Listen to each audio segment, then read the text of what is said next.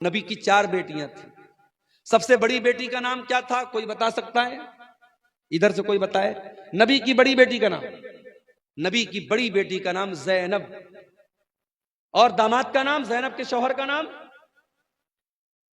بولو. نہیں معلوم؟ کیا تقریر سنتے ہیں آپ لوگ؟ تقریر سن سن کے بوڑھے ہو گئے اور آج تک نبی کی بیٹیوں کا نام نہیں معلوم، نبی کے دامادوں کا نام نہیں معلوم. نبی کی بڑی بیٹی کا نام زینب، اور زینب کے شوہر کا نام تھا ابو العاص بن ربی رضی اللہ عنہ. نبی کی دوسری بیٹی نام تھا رقیہ، ان کے شوہر کا نام عثمان غنی.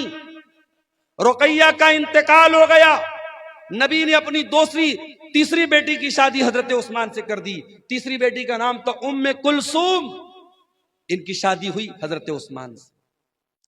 دنیا میں حضرت عثمان اکلوتے ایسے انسان ہیں جن کی شادی میں، جن کے نکاح میں نبی کی 2 بیٹیاں آئی ہیں. اور رقیہ ان کی بھی شادی ہوئی، اور رقیہ کا جب انتقال ہوا تو ام کلثوم کی شادی حضرت عثمان غنی سے. اور نبی کی سب سے چھوٹی بیٹی، سب سے چوتھے نمبر کی بیٹی کا نام تھا فاطمہ، ان کی شادی کس سے ہوئی؟ حضرت علی سے. میرے پیارے ساتھیوں، نبی نے اپنے بیٹیوں کے رشتے کرنے میں دینداری دیکھی ہے. نبی نے روپیہ پیسہ نہیں دیکھا ہے، نبی نے زمین و جائیداد نہیں دیکھی. آپ نے سب سے لاڈلی بیٹی، سب سے چھوٹی بیٹی حضرت فاطمہ کا جب نکاح طے کیا حضرت علی کے ساتھ، حضرت علی کے پاس کچھ بھی نہیں تھا. آپ نے علی سے پوچھا کہ علی تمہارے پاس کیا ہے؟ کہا اللہ کے نبی میرے پاس ایک گھوڑا ہے، ایک زرہ ہے. آپ نے کہا کہ گھوڑا اپنے پاس رکھو، زرہ بیچ دو. زرہ بولتے تھے لوہے کی ایک ڈریس ہوتی تھی جو جنگ کے میدان میں لوگ پہنتے تھے.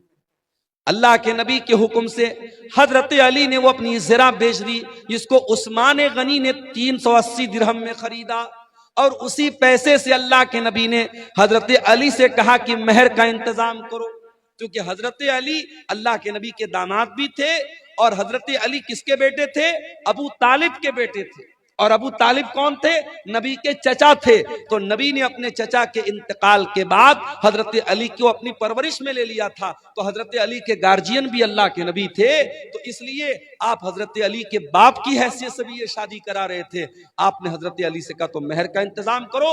اور اس کے بعد چونکہ نئی گرستی تھی، نیا گھر بنانا تھا، حضرت علی کے پاس کچھ نہیں تھا، تو اللہ کے نبی نے حضرت علی ہی کے پیسے سے ایک تکیہ خریدا، ایک چادر خریدا، اور ایک پانی کا برتن مشکیزہ، ایسی ضرورت کی 4-5 چیزیں خریدی ہیں. کچھ لوگ اس کو جہیز کا نام دیتے ہیں، معاف کیجئے یہ جہیز نہیں، یہ حضرت علی ہی کے پیسے سے اللہ کے نبی نے اس کو لیا تھا اور اپنی بیٹی کو دیا تھا. نبی نے رشتے میں کیا دیکھا؟ دینداری دیکھی ہے میرے پیارے ساتھ.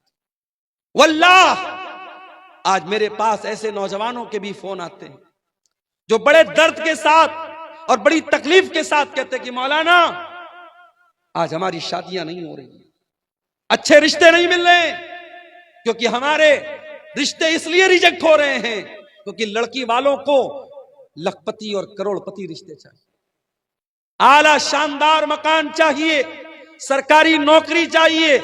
ہم دیندار ہیں، ہم نمازی ہیں، ہم بااخلاق ہیں، ہم تقوی کے راستے پہ چل رہے ہیں، مگر ہمیں کوئی باپ اپنی بیٹی دینے کو تیار نہیں ہے.